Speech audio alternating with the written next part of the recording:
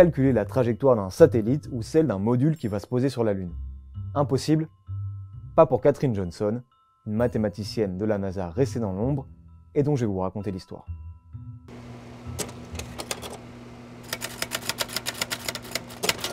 Katherine Coleman Goebel Johnson naît le 16 août 1918 à White Sulphur Springs, dans le comté de Greenbrier en Virginie occidentale.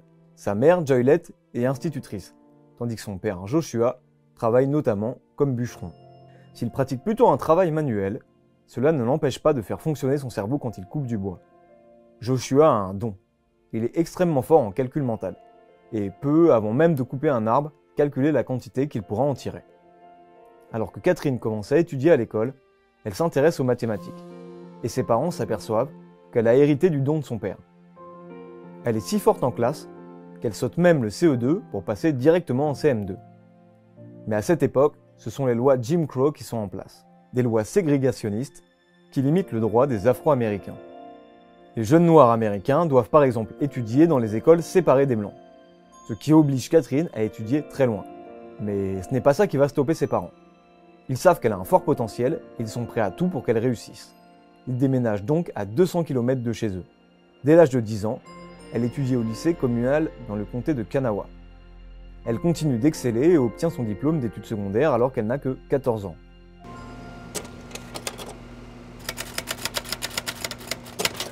Elle intègre ensuite l'Université d'État de Virginie occidentale. Là, elle s'inscrit à tous les cours de maths possibles. Elle est prise sous son aile par William Chieffelin Claytor, le troisième étudiant afro-américain à obtenir un doctorat en mathématiques, qui devient son mentor. Et comme si Katherine n'avait pas déjà assez de cours de maths, Claytor lui en rajoute. Oui, si à l'époque du lycée vous vous plaigniez d'avoir 4 heures de maths par semaine, imaginez celle de Katherine. En plus de ça, Katherine prend des cours de français. La jeune étudiante poursuit son parcours sans faute et obtient son diplôme en mathématiques et en français, avec la plus haute distinction en 1937, alors qu'elle n'a que 18 ans. Elle commence alors à travailler en tant qu'enseignante de mathématiques, français et musique, dans une école publique de Marion en Virginie. Mais très vite, cette carrière dans l'enseignement lui déplaît et elle décide d'arrêter. Parallèlement, elle se marie avec James Goebel en 1939, avec qui elle a 3 enfants. Elle fait alors le choix de se concentrer sur sa vie de famille et attend que ses enfants soient un peu plus âgés avant de retravailler. Mais en 1952, sa vie prend un autre tournant.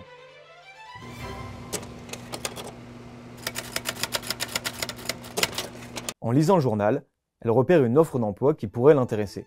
Mathématicienne pour le centre de recherche Langley, un laboratoire du Comité consultatif national pour l'aéronautique, ou NACA, l'ancêtre de la NASA. Katherine postule en 1952 et passe tous les tests haut la main. Mais on lui répond que malheureusement tous les quotas annuels sont remplis et qu'il faut revenir l'année prochaine. Une excuse en or pour beaucoup d'entre nous, mais vous commencez à connaître le caractère de Katherine, elle revient dès l'année d'après. Elle est donc finalement embauchée en 1953. Elle travaille à la zone ouest du laboratoire dans une équipe uniquement composée de femmes noires, qu'on surnomme les Colored Computers, ou littéralement ordinateurs de couleur. Pour respecter les lois ségrégationnistes toujours en place, non seulement ces femmes doivent travailler dans une aile à part, mais elles doivent également déjeuner entre elles dans une pièce séparée des personnes blanches. Mais Katherine s'en fiche. Elle aime son travail.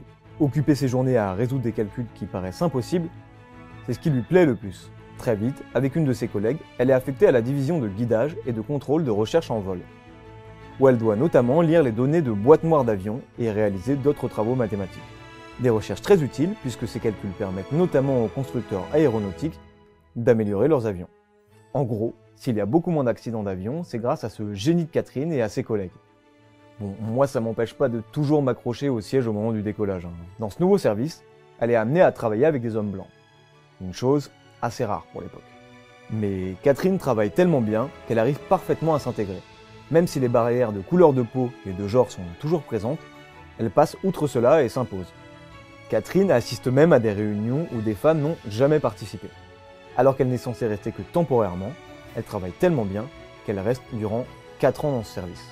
Parallèlement, son mari James trouve un travail sur un chantier naval, ce qui lui permet de gagner beaucoup plus d'argent qu'avec son ancien travail d'instituteur.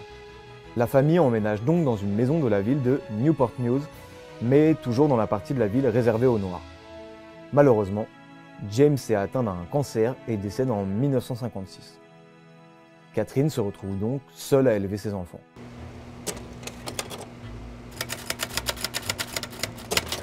À cette époque, nous sommes en pleine guerre froide, un conflit qui oppose d'un côté les États-Unis et leurs alliés et de l'autre le bloc de l'URSS. Et cet affrontement se déroule aussi bien sur la terre ferme que dans les airs. Le 4 octobre 1957, l'URSS lance Sputnik dans l'espace. C'est la première fois qu'un satellite artificiel y est envoyé.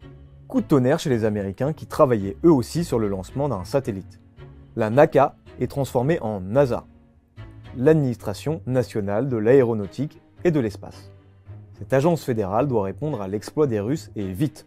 Dès 1958, Catherine fait partie du Space Task Group, une task force dont elle est une nouvelle fois la seule femme noire. Catherine, qui porte désormais le nom de Johnson, celui de son deuxième mari, travaille sur le programme Mercury, un programme lancé par la NASA et qui a pour but d'envoyer un homme dans l'espace. En 1960, elle travaille avec un ingénieur sur la rédaction d'un rapport pour un vol orbital, et son nom est donc crédité sur le rapport. Une première pour une femme, de surcroît afro-américaine. Et ces calculs sont encore une fois parfaitement réussis par Katherine Johnson, puisque dès l'année suivante, Alan Shepard est envoyé dans l'espace avec la mission Mercury Redstone 3. Il devient ainsi le premier Américain à se rendre dans l'espace avant d'atterrir le 5 mai 1961. Oui, j'ai bien dit le premier Américain, parce que le 12 avril 1961, le premier homme envoyé dans l'espace, c'est le Russe Yuri Gagarin. Encore un coup dur pour les Américains dans la conquête spatiale.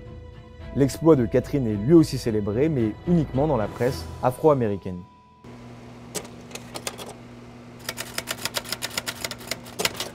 Un objet vient révolutionner le quotidien des personnes qui travaillent à la NASA. Les premiers ordinateurs. Des machines qui réalisent très rapidement des calculs. Un bouleversement technologique pour l'agence spatiale, mais aussi pour Catherine. Et oui, vous vous dites, jusqu'ici c'était Catherine et ses collègues qui se chargeaient de faire ça. Donc avec l'arrivée des ordinateurs, ciao Catherine? Non, rassurez-vous. À l'époque, les ordinateurs sont certes vus comme une révolution, mais on ne place pas non plus toute la confiance en eux. C'est même plutôt l'inverse. Donc en 1962, pour la mission Mercury Atlas 6, si de nombreux calculs sont bien réalisés par un ordinateur, c'est l'astronaute John Glenn lui-même qui demande à ce que les calculs soient vérifiés par Catherine. Une consécration pour ce génie du calcul. Après, moi aussi, si on devait m'envoyer dans l'espace, j'aimerais bien qu'on vérifie les calculs 2 ou 3 fois. Le 20 février 1962, John Glenn décolle dans la capsule Friendship 7 et réalise un vol orbital, devenant ainsi le premier Américain à réussir cela.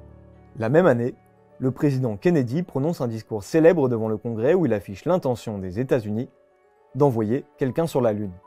Pour atteindre cet objectif, les employés de la NASA s'activent, notamment Catherine qui continue d'écrire des rapports très importants. Le 16 juillet 1969, la mission Apollo 11 décolle avec à son bord Neil Armstrong, Buzz Aldrin et Michael Collins.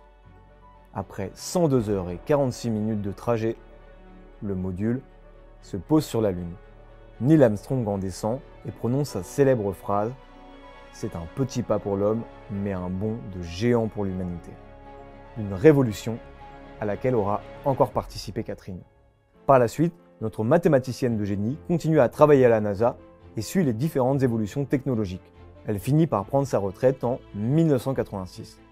En 2015, alors qu'elle est âgée de 97 ans, elle est décorée par Barack Obama de la Médaille de la Liberté. Un an plus tard, la NASA lui rend un bel hommage et rebaptise le centre de calcul du laboratoire Langley Katherine G. Johnson Computational Research Facility. En 2019, elle est à nouveau décorée, mais cette fois de la médaille d'or du Congrès. Katherine Johnson décède l'année suivante à l'âge de 101 ans. Le parcours de Catherine, comme celui de ses collègues, a largement contribué à la conquête spatiale des États-Unis, mais il est resté très longtemps méconnu du grand public. En 2016, Theodore Melfi se saisit de leur histoire et réalise un biopic, en s'inspirant lui-même du livre sorti la même année et écrit par Margot Lee Shetterly. Il choisit comme titre celui du livre The Hidden Figures, un titre judicieusement choisi et traduit en français par Les figures de l'ombre. Une œuvre qui reste assez fidèle au parcours de ces mathématiciennes hors pair même s'il reste un peu romancé parce que, après tout, le cinéma, c'est que du cinéma. Merci d'avoir suivi cette vidéo jusqu'à la fin. Si vous l'avez aimée, n'hésitez pas à la liker, la partager et à vous abonner à la chaîne de 20 minutes. Dites-nous également en commentaire si vous aimeriez que l'on parle d'une personne qui a inspiré un film ou une œuvre en général.